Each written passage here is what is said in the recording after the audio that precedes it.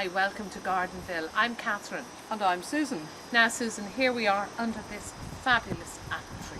It's mid-September, it's a lovely day, the sun is shining, I presume it's still ripening the apples. Yes, it is.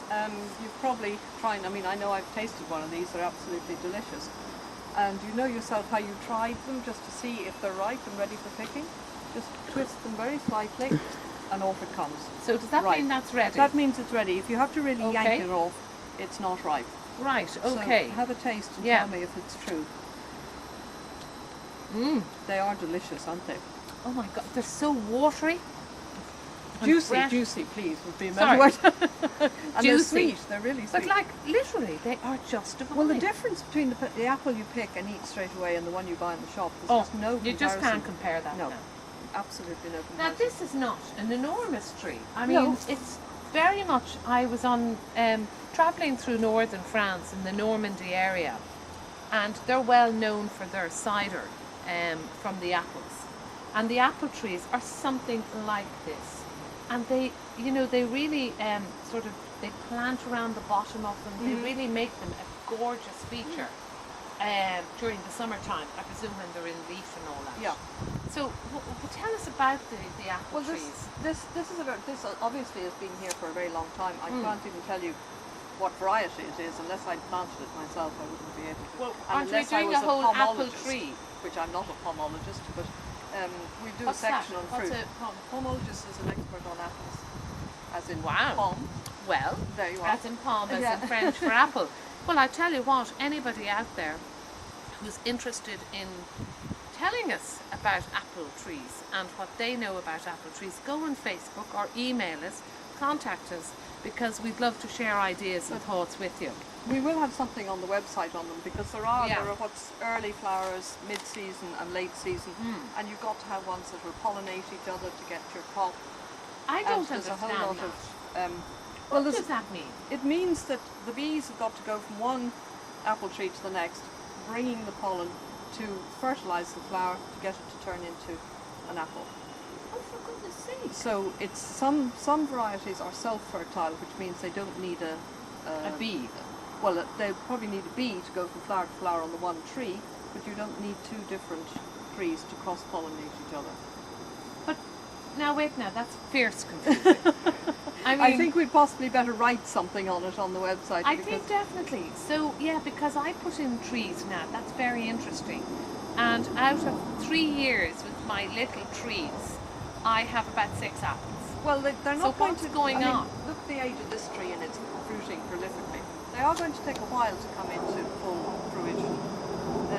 And then there's all the sort of thing about the rootstock they're grown on, whether it's an off rootstock, whether it's medium size, the size the tree is actually going to grow to. Depends on the rootstock it's been grafted on. Well, isn't it interesting now with people wanting to grow their own vegetables and whatever? A small tree like this could take over the corner. There are ways, you don't have to grow it as a full tree like this. You can train them as a spaliard on a wall, which means they come up and you do side branches. Right, like this. Okay. They can be a cordon, which means they're grown slightly slant on the wall and they're kept as a single sort of stem with the side fruiting spurs on it. And then there's I have to admit, as well. this is attractive. This is attractive if you've got the space.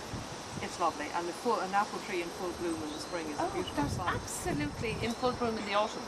The spring, there's flowers in the spring. Oh right. Yeah. And then it comes into the fruit. Sets the fruit after the flowers, and then in the autumn you get your fruit. Now I have to say fair dues to the owner of this tree, because they needed to prop it up. They've actually used just bits of bark or whatever. Like sycamore or something, but it's propping up these branches, which otherwise would have so much weight of fruit that they'd actually break. Now it must be, we have had a very warm summer. We've had some rain. Yeah. So that must be what's helping this. What's helping these? Sometimes the problem can be that if you get a late frost when the blossoms are out, they will get destroyed, and what's going to be your fruit will be destroyed by the frost. I suppose the other thing that we don't realise is that the honeybee actually plays a huge role. Lots of things, the bees play a huge role in our fruit, all our food crops. Yeah, it's Not something just which apples and fruit I trees and think we things. should get an expert on. Well, I just think to, I can find you one of those to Yeah. do something for us. I think it because people actually don't really understand, don't? and I know the bee was huge. There was problems with the bees There's a problem this year. with bees, well, not just this year, but over the years there's been problems. They're now having a thing which they're calling colony collapse, where hives just die out and they can't come up with any reason for it. I mean, it is potentially very serious. So anything we can do to encourage bees and other things like hoverflies and things to the garden, which will do the pollination for us so much. And do better. butterflies do that? Butterflies probably do it in their way as well, but not in the same. There aren't the same quantity of butterflies as there would be of bees. Yeah, no, absolutely not. But you probably noticed that there are far less butterflies nowadays than when we were young. I saw a butterfly the other day. I will be filming tomorrow. We're going to be filming the cabbages that are in my house. And what do I have in my cabbages? Ah, that's a different thing altogether, yes. Is it? Do they not grow into butterflies? Oh, they No. do, but there are butterflies and butterflies. Some are lovely butterflies and some are not. I've got so the fine. ugly ones. The ugly butterflies. Story of my life. Anyway, we will be showing that in one of the clips in the vegetable section. Okay, so is there anything else you need to know about? Do you need to feed an apple tree? One of the tips that you could do if you're have a wood fire and you're burning logs, to put the ash round the apple trees. Oh wow! Why? Because that's potash, and you need potash for fruit. Very interesting. Nitrogen, Isn't it? nitrogen for foliage growth, and potash then for. Okay, I have an idea. Does anybody sell potash? Oh, I mean, you can get proprietary fertilizers, artificial fertilizers. But for- actually, the real potash, the fire sort of burnt well, not logs. burnt logs, no. No, but if you do burn the logs, then in the winter, just store the potash. Just go out and when you empty out your fire, put some around your apple trees. Definitely. Now, it wouldn't blow away. That's a problem, is it? Would you dampen Well, it? you can water it. Yeah. Yes, you can water it. Okay. Blow away. You just, Really fabulous. Very, very It's pretty. very- It's great to look and at. it's very attractive, old gnarled Real old trees. worldy, yeah. And stacked with apples. Stacked with apples, it's a God, super you year. could feed Ireland with these apples. Wonderful.